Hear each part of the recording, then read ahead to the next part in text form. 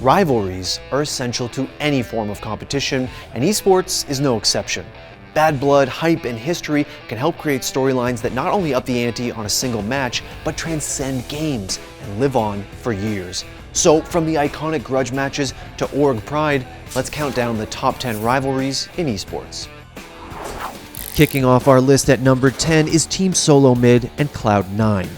They're the two most decorated franchises in NA, and their head-to-head history is just as impressive.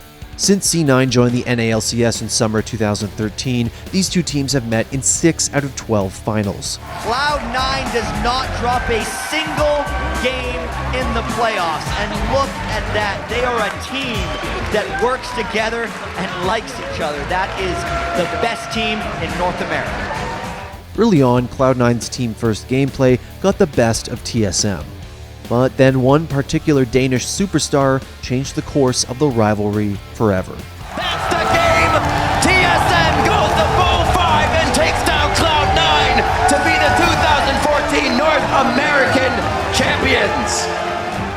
Until 2018, both TSM and C9 had never missed an opportunity to represent North America at the World Championships. But someone's streak had to break. You are about to witness competitive League of Legends history. This is a chance to redeem yourself in the eyes of the fans for both, and yet only one will have the honor of doing so today. It's one of the most storied matchups in the NALCS. It is the last chance to make it to the World Championship. It's Cloud9 versus TSM. It was there where C9 would best Bjergsen, as they locked in their slot at Worlds and broke TSM's streak of playing in every World Championship. Down to just Bjergsen, watching his kingdom fall to ashes as Cloud9 will knock down the base. They wall him off. You're not allowed on this side. This one's for winners. Cloud9 3-0.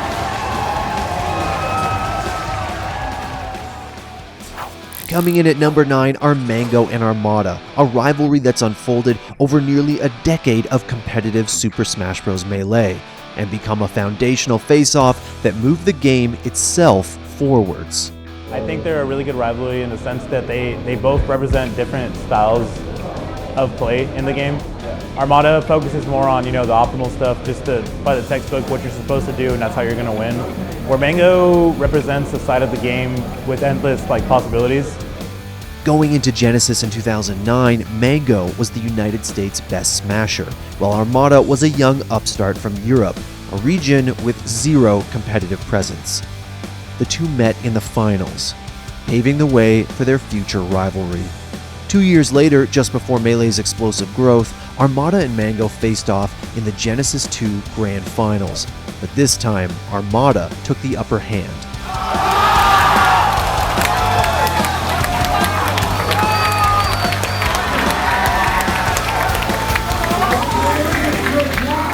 Armada evened it up with that win, but by the time Melee's resurgence hit in 2013, the pair were neck and neck, facing off again and again for the top spot at plenty of tournaments. 99% of the people, I'm like, yo, what do you guys want to see? Mango Armada Grand Finals, yo. It won't be, it's only right. So it's like, I won the first time, he won the second time. And now we're here, and everybody, if you ask any Smash fan, they'll tell you that they want Mango Armada Grand Finals. So this will be the tiebreaker here. Fans in the United States might cheer for Mango, but no one really took a side. Both players were so good that they advanced Melee's metagame and viewership with every insane set they played. Armada has since retired, and Mango has talked about refocusing on his streaming career. But their rivalry ends with a nearly even match record and 2 EVO World Championships apiece. Oh my God! And we did not see the repeat of Royal Flush. Wow. 3-1, Armada winning EVO 2017 from winners.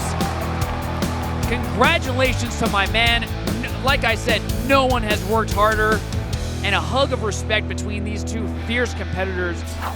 Our number 8 spot goes to the rivalry that propelled Halo to the top of the North American esports world. 2006 marked the height of Halo 2, which was a game dominated by 2 of the most electrifying teams in esports history, Final Boss and Carbon. Ronstedt's moving in with the flash. Game over, baby! And Final Boss takes the game. Final Boss is your 2007 Boost Mobile MLG Pro Circuit champions.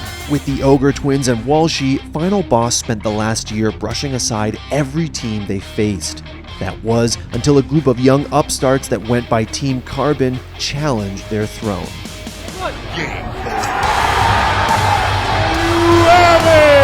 It's Carbon over top of Final Boss.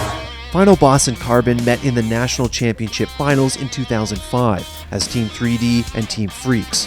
Then again in 2006 and 2007, as well as 6 other major finals. And here we go. Strong side's moving in with the blood. Game over, baby. And Final Boss takes the game. Final Boss is your 2007 Boost Mobile MLG Pro Circuit champions. $100,000 richer. And even more importantly, those guys redeemed for last season's collapse. While Final Boss would go on to be the most dominant team in Halo history, Carbon showed us that even the greatest of all time can be beaten. Does he get the kill? Carbon wins the championship. No longer a Cinderella story. They are the undisputed top team in MLG and the 2006 national champions. In the world of Dota 2, perhaps no rivalry is as ubiquitous as number 7 on our list, China versus the West. China was seen as the dominant nation in the original Dota's competitive scene, and that aura of excellence carried over into Dota 2. Yeah, China was the be-all end-all. Like there was no one that was able to stand up to them, but the Chinese were also very secretive. They never even released their replays for 6 months after a game was played, just out of fear that someone would be able to see their strategies and analyze them in high detail. But the West was always there to keep them in check with their distinct style of play. With Navi's win at TI1, some fans might have thought China had fallen off, but they quickly bounced back in dominating fashion with IG's win at TI2. IG is your champion for International 2. They're going home with $1 million. As the International continued over the years, a pattern known as the cycle arose, where winning teams would alternate between Western and Chinese each year up until 2018. Cinderella story ain't got nothing on this. OG, your TI champion! Including the most recent TI, 7 out of 8 international grand finals have been China versus the West, with the West currently leading with a 4-3 head-to-head record. At number 6, we've got what a lot of people considered to be esports' first big rivalry, VOO versus Fatality back in the days of Quake esports. VOO was a European star and one of Fnatic's first big names associated with the org, while Fatality was known as the greatest gamer in the world at the time. Fatality, the best gamer in the world, versus VOO, who is undisputed the best PK player or painkiller player of all time. These two competitors grew their rivalry during the era of Quake and into Painkiller, where they faced off in 7 out of 9 grand finals. We've seen this matchup how many times? About 200 over the course of this 12-month world tour, and it's about to happen again. This is the highly anticipated game that everyone loves to watch and everyone's come to love. We see this almost every single event, VOO and Fatality, obviously the biggest rivalry in esports at the moment, and this time it takes on a whole new twist with $150,000 up for grabs. These two set the tone for what a lot of great gaming rivalries look like now.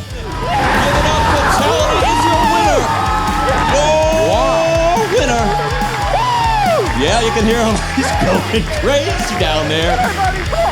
20 winner, Team Jim. Yeah, buddy. Man. Coming in at number 5, we've got a historic Counter-Strike rivalry, SK Gaming versus Fnatic. 3 remaining, very good, strong grenade coming in there. Wally and Khan will exchange 2. Now Forest will pick up the hat-trick to put Fnatic into the grand final here in Dubai. They beat SK. These two organizations go back to the very beginnings of Counter-Strike and have become 2 of the game's most decorated franchises. Russia looking to end this. It's going to be a 3rd title for Fnatic. They win a 3rd major championship in global offensive. Trying to walk through the smoke, but it's just not going to happen. SK Gaming, 2nd major championship in a row. They are your winners.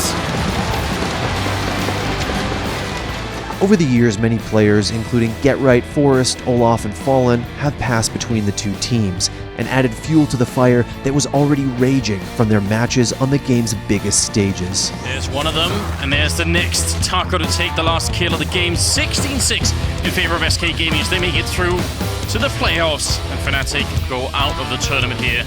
It almost feels like in any era of CS, you could pit Fnatic against SK and all eyes would be on this rivalry.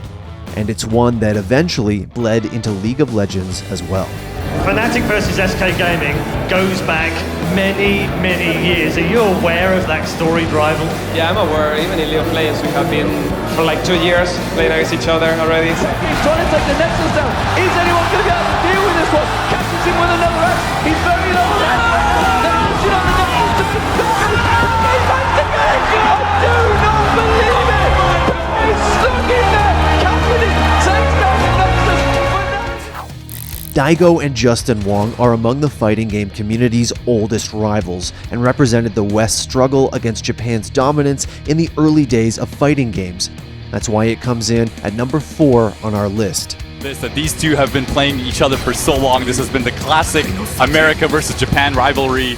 Justin and Daigo have faced off countless times in plenty of games, but no match has ever been more iconic than their EVO 2004 Losers Finals match, now known as EVO Moment 37.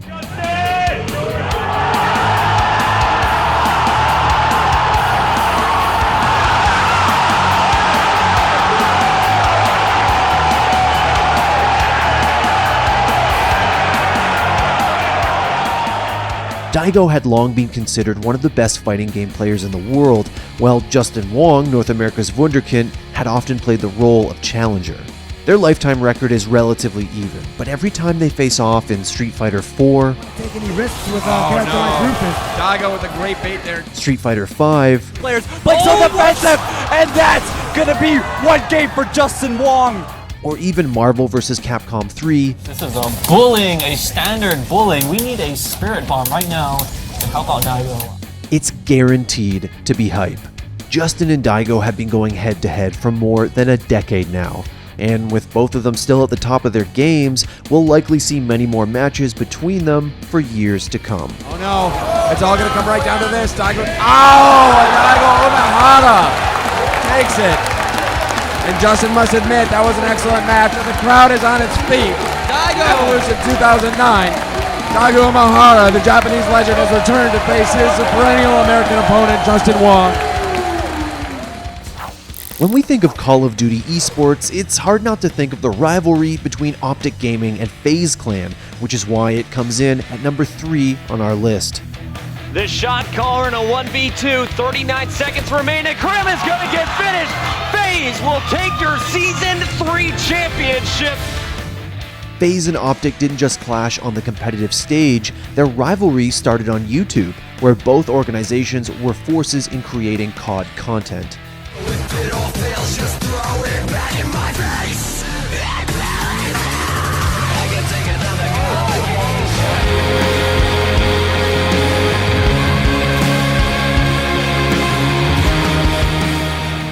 At the esports level, these two teams both saw their fair share of success. But even though OpTic's competitive reputation developed much earlier than Faze's, Faze always played OpTic tough. And attach. It's a 2v1 actually, Bryce. It's going to be Cargo Cargo last down, one and that's alive. it. And that is it. Faze going to win your summer 100K championship for Gfinity. A massive comeback, down 3-1 overall in the series. Oh, that is a shocking comeback right there. Looked like OpTic Gaming in complete control. And then Faze just the momentum too strong there at the end. And when Aches joined Faze, one of the most heated rivalries in esports history reached its peak. What did you do to change things here this tournament?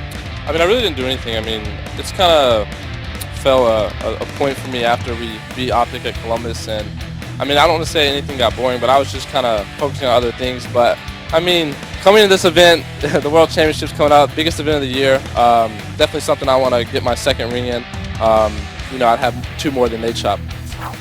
When a young pro gamer named Flash made his professional debut in 2007, many fans felt that we had already seen the highest level of StarCraft Brood War play. but the transcendent skills of Flash pushed that game to levels no one had thought possible.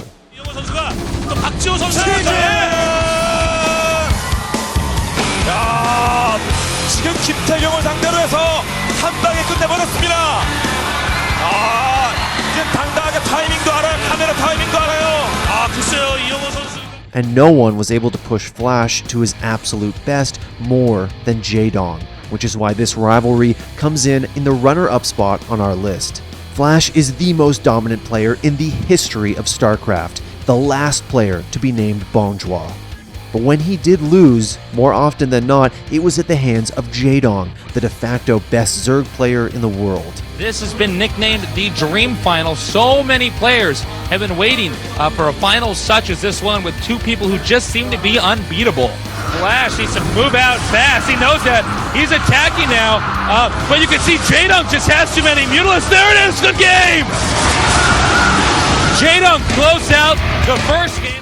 Matches between these two titans drew fans across the world back to a game that some had begun to feel was stagnating and helped to make late-era Brood War arguably the greatest time to be a StarCraft fan.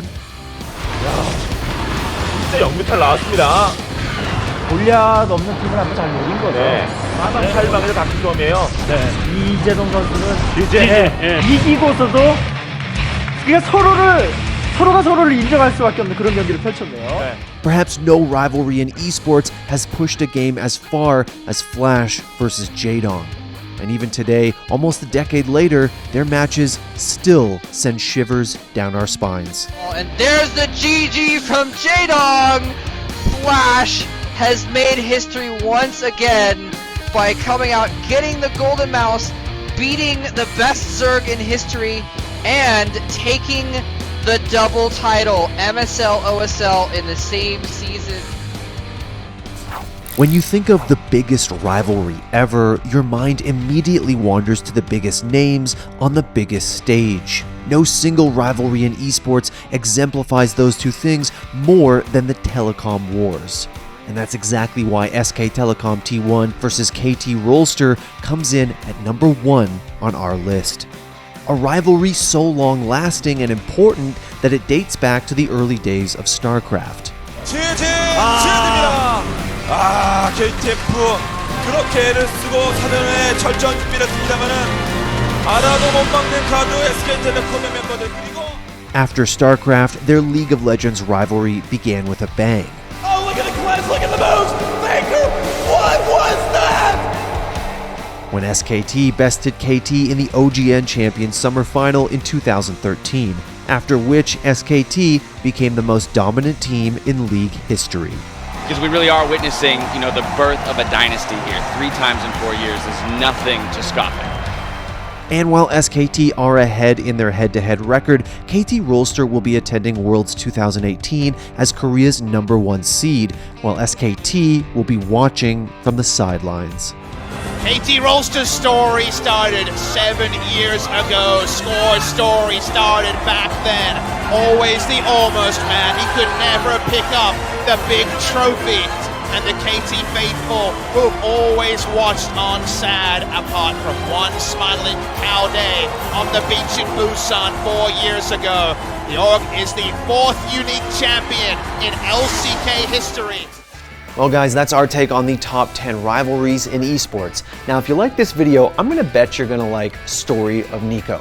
That's right, we're giving the Bosnian CSGO superstar the full story of treatment, and that's this Saturday, so make sure you have notifications turned on for that. Thanks for watching. If you want more great content just like this, be sure to hit the subscribe button.